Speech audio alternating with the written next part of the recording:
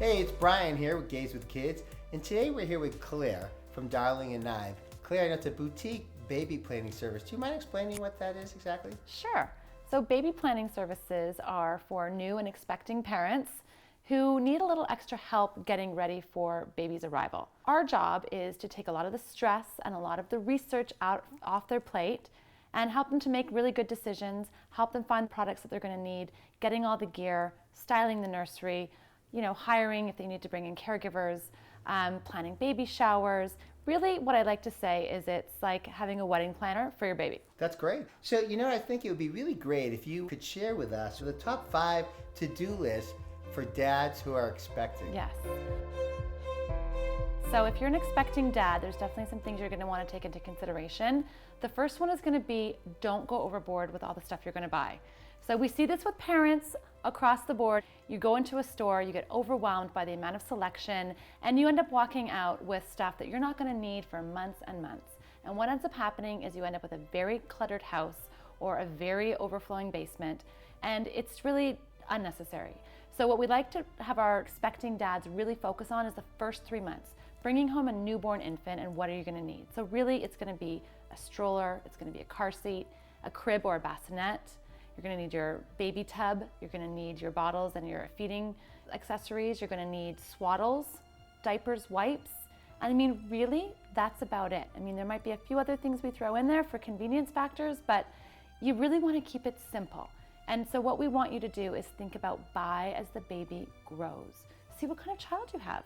Your baby may not want to be in a swing. They may not like to be in a vibrating chair. I really could have used your help before we came first-time dads to our son Levi. We had 2 days advance notice, walked into a big box office retailer and said, okay, we're going to be dads in 2 days. What do we need? And we walked out and we had spent a fortune. Yeah. I mean, in that instance, if you've got 2 days, the only thing you really need is a car seat.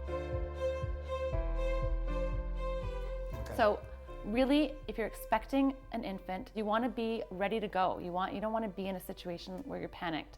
So really, a few weeks before the baby's due date, we recommend that the car seats are installed. We recommend you get a professional installer if possible, or that you follow all the recommended advice that your state or your province offers in terms of installing it yourself.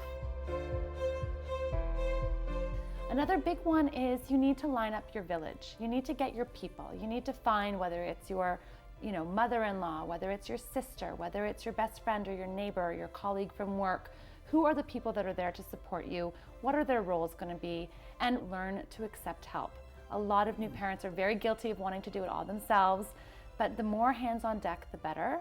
It could also involve hiring a nanny or a night nurse to come in for a few nights just to help you get through the initial couple days when you bring home a new baby. So it's actually okay to talk to these people and say, hey, be really great for you, sis, to cook and give us dinners, or for you, mom, to help with overnight feedings, Absolutely. Have a lot of people from the family and from your friends are really there to help you.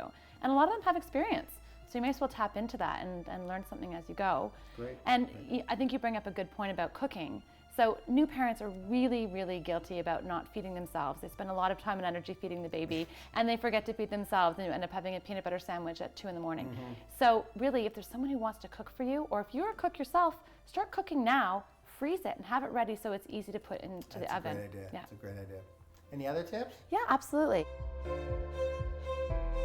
One of the things that I think an expecting parent often is considering is how to celebrate the baby's arrival. So one of the things that we see trending right now in baby showers is the notion of a sip and see. So this is a great way to celebrate once the baby has arrived. So if you're going down the surrogacy route, if you're going down the adoption route and you're waiting for a baby, this is a great way to do it after the baby comes. So the idea is that you invite all your friends and family, your closest knit group, to come over, enjoy, sipping, with some tea or coffee or maybe even some champagne. While they see the baby. The only piece of advice on this one, though, is that we like to have the baby in a bassinet in the living room so everyone can see the baby, but not everybody needs to hold the baby. That's great, because like you said, it really works out for no matter how we're creating our family, it works out. It's all about after the baby's around. Yeah, absolutely. I think the last thing, too, is dads need to be ready to go to the hospital. So you're not going into labor yourself, but the baby's going to arrive and you're going to get a phone call, and it could be in the middle of the night. So if your bags aren't packed, if your car isn't ready to go, make sure you've really at either 37 weeks if you're expecting a full-term baby, if you're expecting twins or triplets, probably around 32, 33 weeks, you need to be ready to go. So we have 3 children. Our eldest came to us through adoption. We had 2 days advance notice, and then we had twins through surrogacy. And the gestational carrier, the carrier, went into the doctor's appointment, and we thought it was just going to be a checkup. And we got a call from her husband while she was there saying, come on down because in an hour you're going to be dads.